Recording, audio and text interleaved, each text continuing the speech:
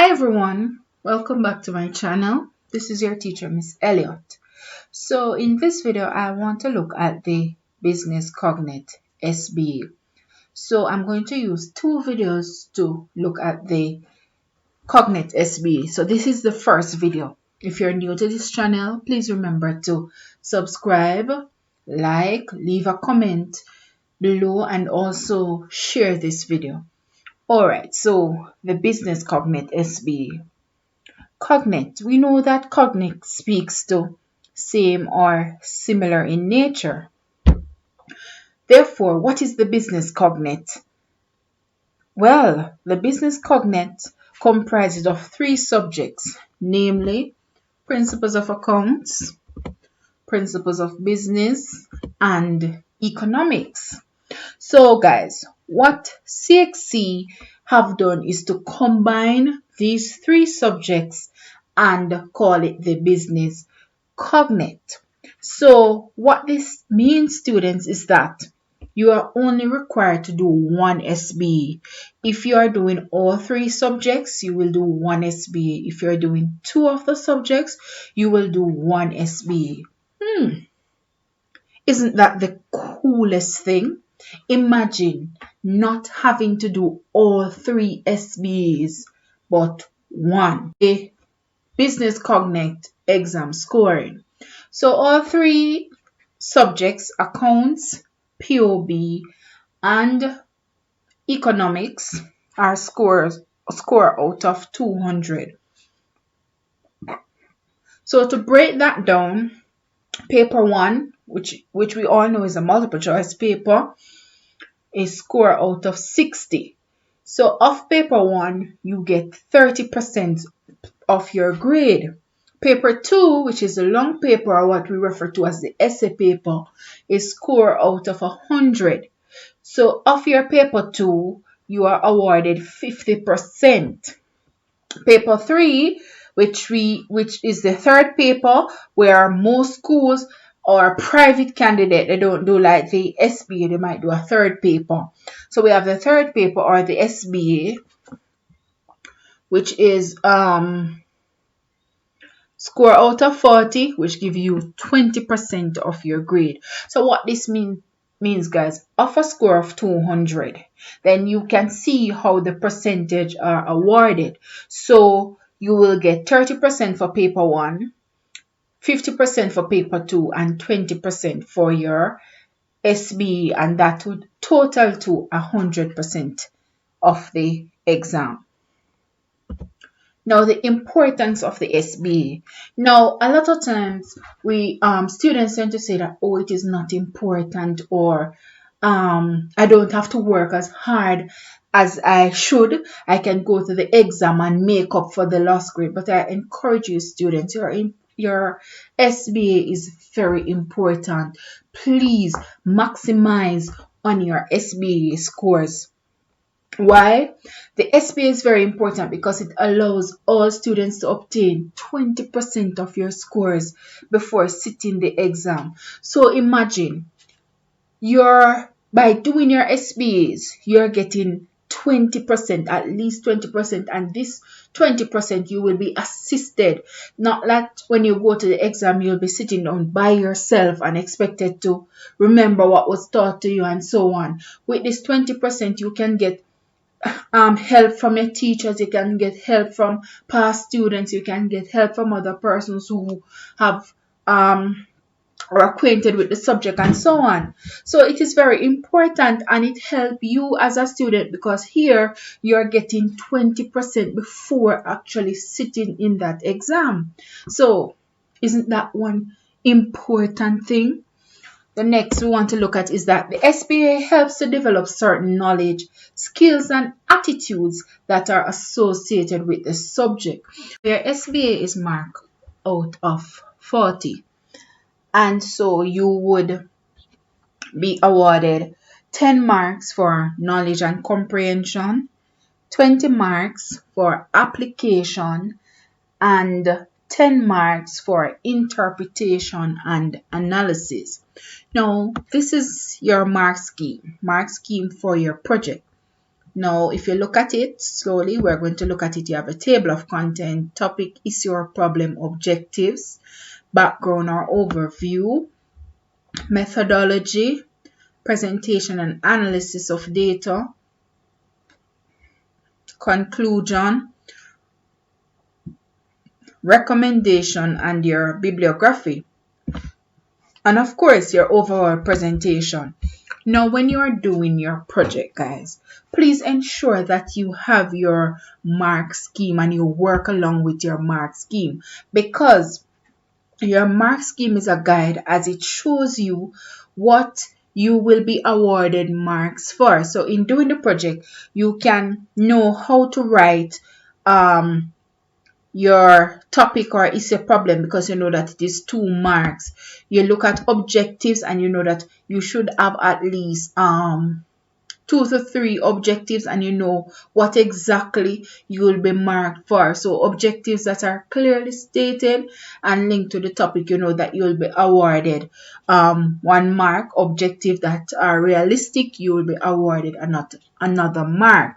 So please work along with your mark scheme. Use it as a guide as you do your project. Use it to inform you as to how you will get right on each project area. All right, now also remember that there is a word limit to the project, where CXC or CSEC would have stated that the report should not exceed 1,000 words. All right, so in doing each project area, you are to bear in mind that you are working with a word limit of 1,000 words. So we are going to continue now to look at each project area. So far you know what the Cognate entails, you know how the exams are scored, and you know how and why the S.B.A is important. So we want to now look at each project area. Okay guys, so now we want to look at the content of the S.B.A or the project areas. So your S.B.A should contain the following: table of contents, topic, issue or problem, objectives, background or overview, methodology, presentation and analysis of data, conclusion, recommendation, and the bibliography. And this is the order in which your project should be arranged as well. Now for this video, I want to look at 6 areas, or five areas for this video. So I want to look at table of contents, topic, objectives, background, and methodology. In my next video, I will be looking at the presentation, conclusion, recommendation, and the bibliography. Now, table of contents, 1 mark.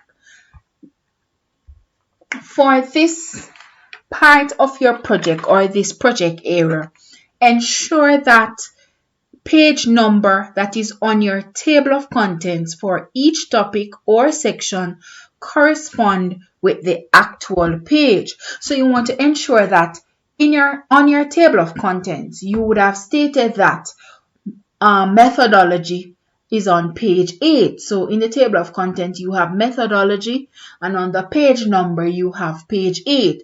Now, when your teacher, he or she, goes to page 8, they're expecting to see methodology.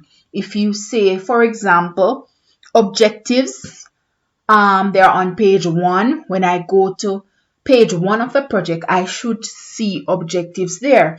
So table of contents is an easy 1 mark, guys. Do not lose any mark in doing your S.B.A. You want to ensure that you maximize on all your marks. So you ensure that your page number on your content page, they correspond with the actual page in the project.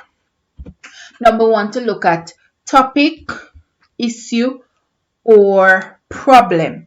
Now, what we want to remember is that the Cognate The business cognate is 3 subjects mainly: the economics, principles of accounts, and principles of business. Now, you are not limited as a student to decide that you have to do an accounting topic, or you have to do a POB topic or a economics topic. If you're doing all 3 subjects, you can decide of which of the subject area you want to choose your topic from. So you can be doing POA and POB, but you're not limited to say that you have to do a POA topic. You can decide that you want to do a POB or a POA topic. Now, say for example, you are looking into POB and you might want to do something on unemployment, or you start to pinpoint, you start to jot down things that you think or maybe in your surrounding, things might pop up that you are actually learning about in class, and you might see it happening in your surroundings. So you want to pinpoint and choose a topic there and do your study from. Say for example, employment, probably leadership. You might at church or in your groups, and you've been learning about leadership, and so you want to do your study in this area. Maybe you want to look at business documents or stock turnover. So when you come up with that idea, or you might come up with something that you want to do your project on based on your subject, then you have to put your topic, state your topic clearly for it to be able to research. So you want to put your topic into content or context. So say for example, you want to look at unemployment. You can state your topic by asking a question, or you can state your topic by using a statement. So say for example, you are thinking of unemployment. So your possible topic would be, what are the factors contributing to unemployment in the community of X, Y, or Z? So in this case, you use a question to clearly state your topic. You can also use a statement. So what if you want to look at business documents? You have been learning about business documents, and so you want to see if institutions are using these documents. So you decide to do your study on business documents. So a clearly stated topic could be an investigation into the effective use of business documents at XYZ High School. Then we want to look at your objectives. Now remember though, your objectives describe what the researcher is trying to achieve. So let's go back a little. Say for example, we want to look at the second suggested topic here, an investigation into the effective use of business documents at X High School. Now, when writing your objectives, it must be linked to your topic, because it will help you as the researcher to achieve your goal. What do you set out to find out? So your objectives, they must be clearly stated, and they must be linked to the topic. They must also be realistic. All right. Now, for your S.B.A, you need at least 2 to 3 objectives. So if we're using the topic, an investigation into the effective use of business documents at X high schools. So we could look at some possible objectives. 1, what business documents are used by the institution? When you use this objective, it is linked to the topic, because this objective now will enable you to find out what are the documents that X high schools, what are the business documents that X high school is using, right? Next objective, why are the documents used and for what purpose? So X stated that, you know what, we are using this and this this document as well as this. Why is it being used? What is the purpose of using this document? So then and there, both objectives are linked to the topic, and so will give you that desire or help you to find out what you set out to achieve by doing this research. A third objective could be, how effective are the business documents as per their purpose? So remember now, when you state your topic and you move to your objectives must be linked to your topic. Now we want to look at background or overview, and this is for 4 marks in your project. Now, when you're looking at background and overview, you are expected to include a description of the topic, includes the history or includes development, and establish the need for the research. Now, I'm going to use the same topic, an investigation into the effective use of business documents at X high school. So first, for me to give a development and a little history, I want to talk about the purpose of business documents in general. And I also want to look at 2, which speaks to the importance of business documents. So I could say that, all right, business documents are a firm's official documents, right?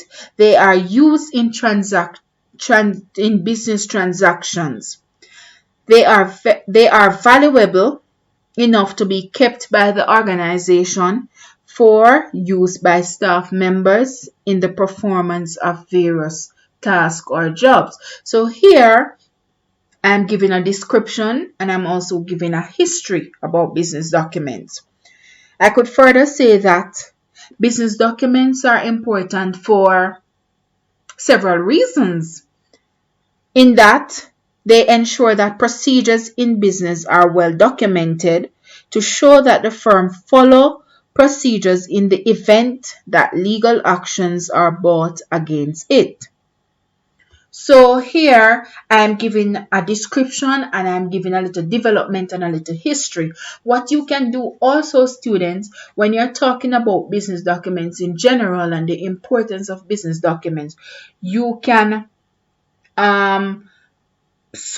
credible source here. So you can cite some persons who would have speak about the purpose of business documents and its importance in an organization, and you include it here in your project to say that Mary X 2001 stated that. So you put credible source in your project right here when you're speaking, when you're doing your history and your development and your description of the topic. You can use your sources here to say that this person would have stated that about your topic. Now, we want to establish why there's a need for this research. So, in establishing a need for this research, the importance of business documents at X high school is that we could look at it from the case that the business documents are very important. However, some schools or some business does not see the need for using these documents effectively. Even though it is a requirement of the organization, they are not using it as it should. So there's a need for this research. Also, there's a need for this project because as the researcher, you want to become knowledgeable on how business documents are used to ensure that procedures are followed, and to be able to relate to the effective use of business documents, which knowledge gain can help you to assist you in becoming successful business person and so on. So there's a need for this project. There's a need for this research. For me personally, there's also a need for this research as it relates to society, because the findings can be shared with necessary person. So in this case, it could be shared with the school administration, and so corrective measures or corrective actions can be taken if necessary, and that would suffice the need for doing this project. And there you go with your 4 marks. So we're at methodology, and methodology is 10 marks. Now, when you look at your mark scheme, you will see about 5 or 6 headings under methodology.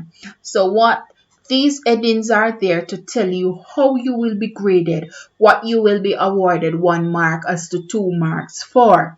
Now, methodology speaks to how you are going to collect the data. Now, there are different or various data collection instruments. So here on my screen, you can see we have questionnaires, interview, observation, survey, among others. Now, CSEC indicated that you should have at least 2 instruments. Now, when you state your topic, clearly stated topic, from your topic, you are going to decide which 2 instruments are the most appropriate instrument for you to use based on your topic. So for example, for this topic, an investigation into the effective use of business documents at X High School. The 2 most appropriate instruments here is the interview and observation. So I'm going to use interview and observation to collect the information needed to carry out my research. Now, first, on the methodology, where you have those headings that indicate how you will be marked for this section, it says that you are to clearly describe the instrument. So by clearly describing the instrument, I will say what is an interview and what is observation of data collection, clearly described. So here it is asking you to explain how did you go about collecting the data. So you have choose your 2 instruments, interview and observation. Now, how did you use these 2 instruments now to go about collecting the data? So you can state here that, or you would have conducted probably 25 to 30 minutes interview with specific person, namely, and you might say, all right, for this topic, we would have conducted the interview with the bursar, administrative person, and the principal. So you state that you would have done the interview with this person. The interview lasted for X minutes. For observation now, you're going to say, how do you go about it? Observation was done in term 1, for example, from September 9 to December 6. You would have gone to the main office or the bursar's office using a observation schedule to observe the documents being used and the purpose for which these documents were used, and as such, information was recorded on the schedule. So the researcher would have gone to the main office, the bursar's office, administrative office, to observe the business documents being used and the purpose for which they are being used, and records were taken from these observations as a schedule was used. And so you would have clearly described how you go about collecting the data. Now, you also need to speak to any limitation that you would have encountered. So say, for example, you schedule the interview with your principal, or you schedule the interview with the bursar, and at the time and date of the interview, they were unavailable. So here is a limitation to your. Okay, guys, That's it for section 1 of the Business Cognate SBA. In my next video, I will be covering section 2, which looks at presentation and analysis of data, conclusion, recommendations, and bibliography. Please remember to subscribe, leave a comment down below, and also like and share this video.